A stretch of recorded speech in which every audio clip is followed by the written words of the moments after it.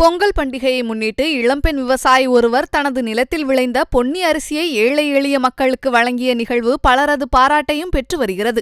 சென்னை அருகே உள்ள அயில்சேரி கிராமத்தை சேர்ந்தவர் ஸ்ரீதேவி. விவசாய குடும்பத்தை சேர்ந்த அவர் பொங்கல் பண்டிகையை கொண்டாடும் விதமாக தனது நிலத்தில் அறுவடைக்கு தயாராக இருந்த பொன்னி நெல்லை அரிசியாக்கி சுமார் 500 பேருக்கு தலா 5 கிலோ வீதம் வழங்கினார். அதோடு வேட்டி, சேலை, கரும்பு, மஞ்சள் உள்ளிட்ட பொங்கலுக்கு தேவையான பொருட்களை வழங்கியது நெகிழ்ச்சியை ஏற்படுத்தியுள்ளது.